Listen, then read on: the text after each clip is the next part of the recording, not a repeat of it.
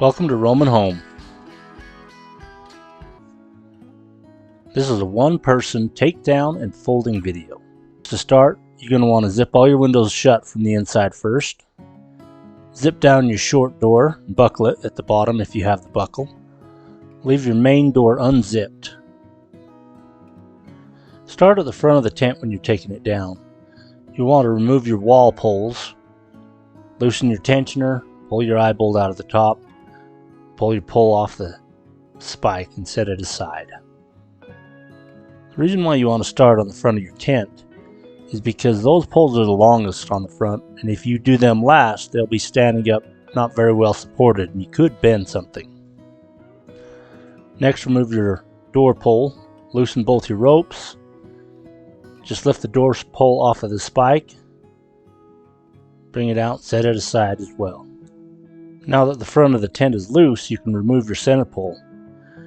Just grab it and walk it out the front.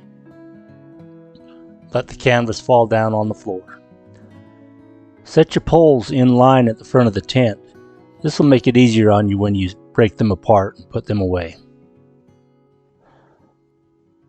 Now we got the front taken down. We're going to move on to the sidewall poles. It's the same thing. You just loosen your rope, pull it out the top. It's a good idea when you drop in your tent to drop the canvas on top of itself.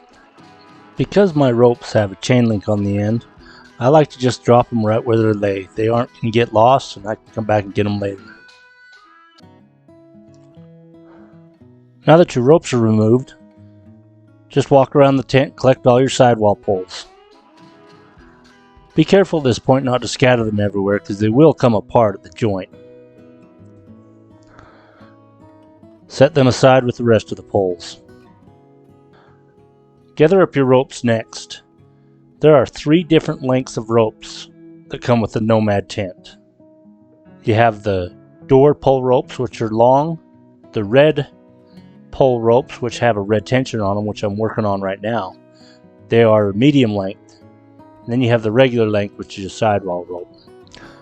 There's a lot of different ways to manage your ropes, but the ones that I like recently is tying a slip knot in the end of the rope.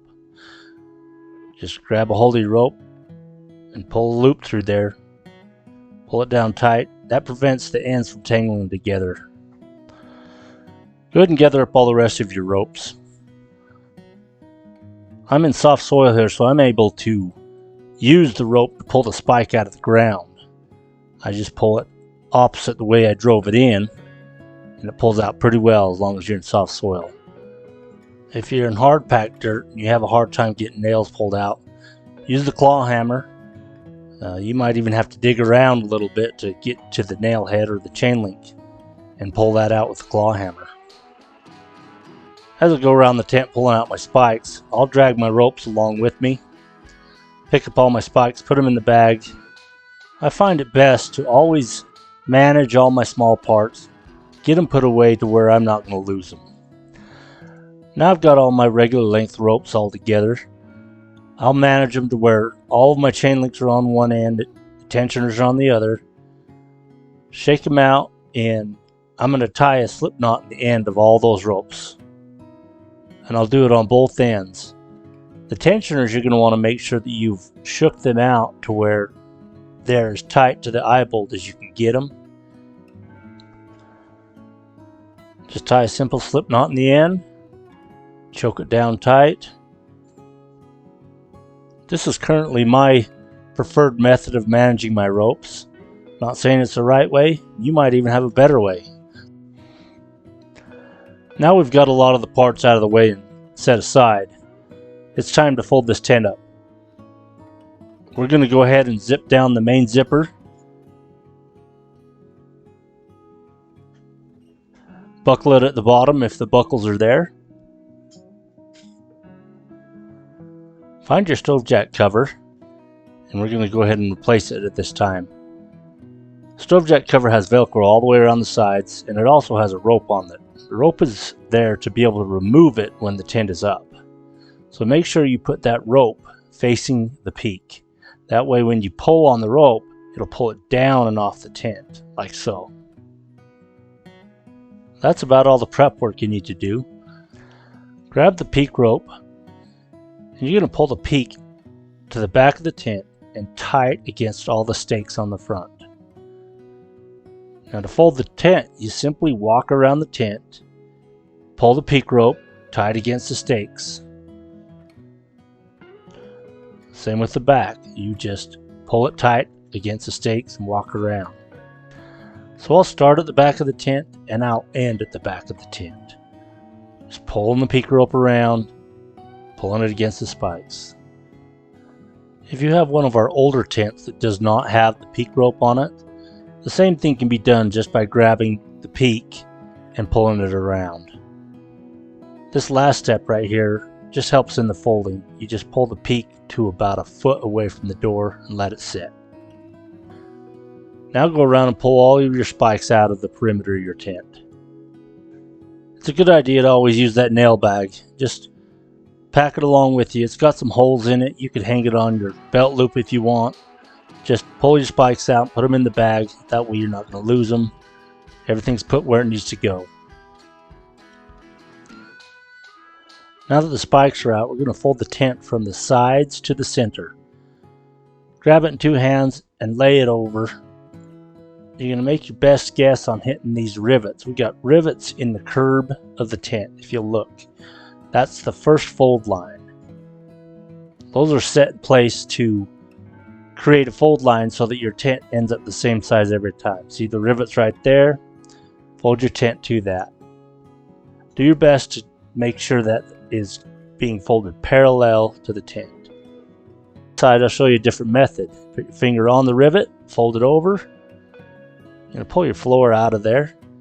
Come around to the other side, you'll find the rivet again and use that as a pivot point. So fold it right to there and tidy up the middle. Both methods work well. You'll find a preference of which one you like better. Next fold is going to be folding right over that last fold.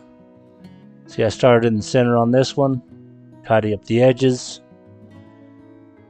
When you got two people, you can just fold right over the line. When you're by yourself, it seems like it works best to fold from the middle.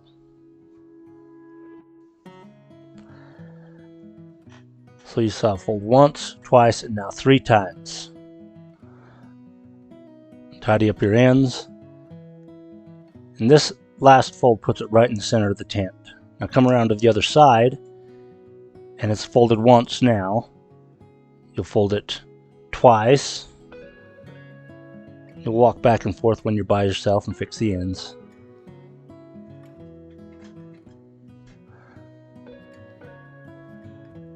This last fold puts it center of the tent again. This will help you next time you set up your tent. You'll place this end, which has the door, at the front of the floor and unroll to the back, and you will know that the tent is centered on the floor. Now just come to the back of the tent and you're going to roll it up. Start with a tight pack here on the end and just work your way to the front. So always roll from the back of the tent to the front of the tent. When you're rolling up, try and keep it tight. Kneel on it, pack it a little bit. Sometimes the folds will want to separate a little bit. Just manage them as you're rolling towards the end. Once you get to the end, if you've left your peak rope out, which I'm tying right now, you can just tie it around and tie it off. It makes it easier to put in the bag. Now these bags we put a lot of thought into. We were tired of bags that were too big or too small, so we wanted one that did both. So we designed this bag to just be a open top sack that is big enough for the tent to actually be stuffed in like a sleeping bag. You can just stuff it in there and still get it buckled. But once you've got it tidy, you can tidy up the bags. So what I'll do is start on the ends and fold them in on top of each other. Now there's a crossways strap here that you're going to buckle first. Buckle that up and pull tension on it. And that'll seal the two sides of the bags down flat. Tuck your tail in. Then the other two ends, you pick them up and kind of pull them together. Shake it a little bit to pack the tent in there, and you just roll it down. Once you get it tight to the tent, you just roll it and kind of hold it. Now there's 2 straps that go around the bag, and they're on adjustable buckles just the same as the crossface strap. Find your buckle and buckle it and pull tension on that. Tighten the bag up nice and tight. Tuck your tails in underneath the strap. We've got these straps extra long so that when you do have a bad fold, it still has enough adjustment to fit a bag that's larger. So just fold the extra length underneath the strap, and if you do have a bad fold, it'll be there when you need it. Once you've got the strap secured, just flip the bag over, and that's where your carry handle is. Now this tent is a little wet from being set up in the snow, so before I store it long term, I need to make sure I open it up and dry it out thoroughly. Now let's put our parts away. I put all my poles at the front of the tent in one place, so now it makes it easy for me to take them apart and put them in the bag. All the poles are jointed for compact breakdown. The door pole and the center pole have snap buttons, so just make sure to depress those to get them in there. Once I've got them in the bag, I'll shake them and get them laying flat. Folding the floor is similar to the tent. There's rivets on the edges, so you can use those as fold line. Fold 3 times from the outside to the center, from each direction. Once you get your floor folded, you're going to place your parts on top of there. So I got my ropes and my hammer, my spikes, pole coaster, and I'll just roll them all up into the floor. Slide them into the bag. Don't forget your instruction book. Now the parts bag folds up the same way as the tent bag.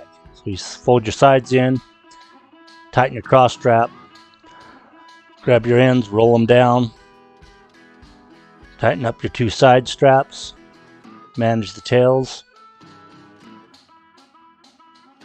Well, thanks for watching. Always remember, if you got your tent wet out while you're using it, take it home, set it up, drape it in the garage, whatever you need to do. Dry it thoroughly before long-term storage.